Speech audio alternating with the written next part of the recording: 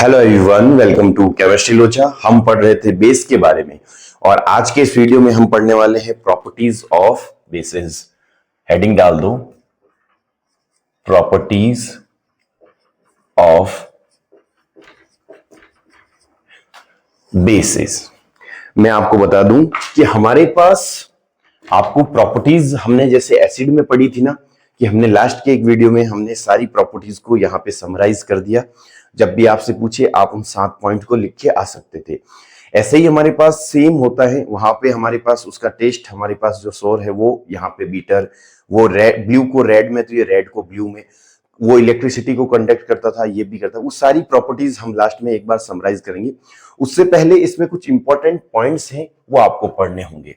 सबसे पहले हम हेडिंग डालेंगे, reaction of base with metal.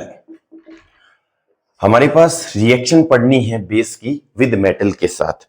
तो मैं आपको बता दूं कि हमारे पास जब एसिड जो है वो मेटल के साथ रिएक्ट करता था तो सॉल्ट और हाइड्रोजन गैस रिलीज होती थी। एज इट इज यहां पे भी वही होगा, लेकिन यहां पे एक चीज का ध्यान रखना है आपको कि सारी मेटल हमारे पास जो है वो बेस के साथ रिएक्ट नहीं करती। खाली एल्यूमिनियम और जिंक हमारे सिलेबस में ऐसी मेटल्स हैं जो रिएक्ट करती हैं किसके साथ? बेस के साथ। यदि मैं यहाँ पे इक्वेशन लिखना चाहूं तो हमारे पास बेस जब रिएक्ट करता है मेटल के साथ, और मेटल में भी कौन सी हमारे पास? खाली एल्यूमिनियम और जिंक, तो क्या देगा? हमें देगा सॉल्ट प्लस साथ में देगा hydrogen gas. Hydrogen gas example यदि मैं लिखना चाहूं तो हमारे पास NaOH बहुत ही ज्यादा स्ट्रॉन्ग बेस है। इसका मैं एक्वस सॉल्यूशन लूंगा। मेटल में ले रहा हूं एल्यूमिनियम, ये रिएक्ट करके बनाएगा हमारे पास सोडियम एल्यूमिनेट NaAlO2 प्लस साथ में बनेगी हमारे पास हाइड्रोजन गैस। यदि मैं इक्वेशन लूं यहां पे, हमारे पास एल्यूमिनियम की जगह मैं यदि ले लूं, हमारे पास ये हमारे पास सॉलिड फॉर्म में होता है। यहां पे यदि मैं ले लूं जिंक ग्रेन्यूल्स, ये भी हमारे पास सॉलिड फॉर्म में होता है। ये इसके साथ रिएक्ट करके बनाएगा NaZnO2 प्लस साथ में निकलेगी हाइड्रोजन गैस। हमारे पास क्या निकलेगी साथ में? Hydrogen gas. अब हमारे पास जो ये सारी चीजें बन रही हैं, इसका नाम है सोडियम एल्यूमिनेट और इसका नाम है सोडियम जिंकेट। ये हमारे पास जब मेटल रिएक्ट करती है एल्यूमिनियम और जिंक के साथ, हाइड्रोजन गैस तो कॉमन है, लेकिन साथ में आपको ध्यान रखना है सोडियम एल्यूमिनेट और सोडियम जिंकेट, ये हमारे पास सॉल्ट बनते हैं। पहला हो गया हमारे पास reaction of base with metal. एक और टॉपिक है हमारे पास, reaction of acids with base. With base, इसी को हम क्या कहते थे? Neutralisation reaction. हमने बेस में भी पढ़ा था न्यूट्रलाइजेशन रिएक्शन। अब देखो, हमारे पास एसिड जब बेस के साथ रिएक्ट करता है, हो सकता है कि आप वो पुरानी वाली इक्वेशन लिख के आ जाओ कि आप NaOH और HCl को आपस में रिएक्ट करो, आपसे वो गलत नहीं होगी न्यूट्रलाइजेशन की रिएक्शन। लेकिन एक एक्स्ट्रा हम यहाँ पे यदि रिएक्शन पढ़ें तो हम पढ़ सकते हैं कि जब हमारे पास कोई भी ऐसा बेस है जिसकी रिएक्शन हम किसी और स्ट्रॉन्ग एसिड के साथ, वैसे तो HCl भी स्ट्रॉन्ग एसिड है, लेकिन यदि हम उसके साथ करवाएं तो डेफिनेटली हमारे पास जो है सॉल्ट और वाटर रिलीज होगा। यदि मैं यहाँ पे लिखना चाहूं तो न्यूट्रलाइजेशन रिएक्शन में लिख सकता हूं कि when acid react with base it gives salt plus water. यदि मैं एसिड लूं तो हमारे पास सबसे जो है वहां पे हमने HCl वाली इक्वेशन देख ली, तो यहाँ पे एक H2SO4 को रिएक्ट करवा के देख रहे हैं हम NaOH के साथ, तो सॉल्ट बनता है हमारे पास Na2SO4 प्लस साथ में क्या बना? वाटर। तो ये भी हमारे पास क्या है? हमारे पास जो है वो रिएक्शन है न्यूट्रलाइजेशन।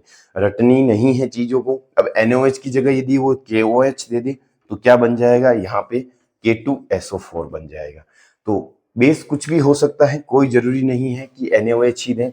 आपसे हो सकता है बहुत बार इक्वेशन में ऐसा लिख के दे दे, एक जगह X दे दे प्लस यहाँ पे NaOH दे दे और साथ में दे दे कि Na2SO4 बन रहा है प्लस H2O। तो X क्या है आपको ध्यान रखना है कि हमारे पास X जो है यदि सल्फेट बन रहा है तो 100% डबल डिस्प्लेसमेंट हो रहा है, हमारे पास जो है सल्फ्यूरिक एसिड हो सकता है। ये हमारे पास एक और पॉइंट है, यहां तक आते हैं तब एक और रिएक्शन होती है, reaction of base with non metal oxide. Very important, आपको ध्यान रखना है, नॉन मेटल ऑक्साइड के साथ जब हमारे पास रिएक्शन होती है बेस की तो क्या बनता है। क्योंकि देखो एक्सेप्शन कहां है कि वहां पे एसिड में मेटल ऑक्साइड हुआ करता था और यहां पे हमारे पास क्या बन रहा है, यहां पे हमारे पास नॉन मेटल ऑक्साइड बन रहा है। यदि मैं इसको ध्यान से यहां पे एक सिंपल इक्वेशन लिखूं तो ये लिख सकता हूं कि when base react with non metal oxide, non metal कौन सी होती थी हमारे पास, पी ब्लॉक वाली, उसके ऑक्साइड जैसे कार्बन डाइऑक्साइड हो गया, जैसे हमारे पास नाइट्रोजन के ऑक्साइड हो गए, तो ये क्या देगा हमें, ये भी हमारे पास नॉन मेटल ऑक्साइड जो देगा ये हमारे पास देगा सॉल्ट प्लस साथ में क्या देगा, वाटर। इसकी यदि मैं केमिकल इक्वेशन यहाँ पे लिखूं, क्योंकि मुझे लग रहा है नीचे दिखेगा नहीं, यहाँ पे यदि मैं उसकी केमिकल इक्वेशन लिखना चाहूं तो केमिकल इक्वेशन यदि मैं लिखूं तो हमारे पास एक सबसे बेस्ट एग्जांपल था कि जब कैल्शियम ऑक्साइड को वाटर के साथ ऐड करते हैं तो वो स्लैक लाइन यानी CaOH का हॉल ट्वाइस, CaOH का हॉल ट्वाइस, ये भी क्या है, एक तरीके का बेस है। जब ये रिएक्ट करता है किसके साथ, हमारे पास कार्बन डाइऑक्साइड के साथ। हमने एक इक्वेशन में भी देखा था एसिड की प्रॉपर्टीज में कि जब मेटल जो है वो हमारे पास एसिड जो है वो मेटल कार्बोनेट के साथ रिएक्ट करता है तो कार्बन डाइऑक्साइड गैस रिलीज होती है। उसको हमने प्रूव करने के लिए क्या किया था कि हमारे पास जो कार्बन डाइऑक्साइड गैस ही निकल रही है उसको रिएक्ट करवाने के लिए, प्रूव करने के लिए हमने रिएक्ट करवाया कैल्शियम हाइड्रोक्साइड से।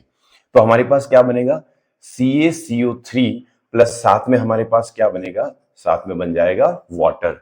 तो हमारे पास ये हमारे पास कैसी व्हाइट पीपीटी मिलती है, व्हाइट प्रेसिपिटेट मिलता है। ये हमारे पास स्लैग लाइम है जो कि एक तरीके का बेस है। आगे हम इसको पढ़ाएंगे कि जब सॉइल बहुत ज्यादा एसिडिक हो जाती है तो उसको न्यूट्रल, उसकी पीएच को जो है बढ़ाने के लिए, जब उसकी पीएच बहुत ज्यादा लो हो जाती है, एसिडिक पीएच हो जाती है, तो उसको बैलेंस करने के लिए हम स्लैग लाइम उसमें ऐड करते हैं। तो हमारे पास ये कुछ इक्वेशंस हैं, इनको आपको ध्यान में रखना है।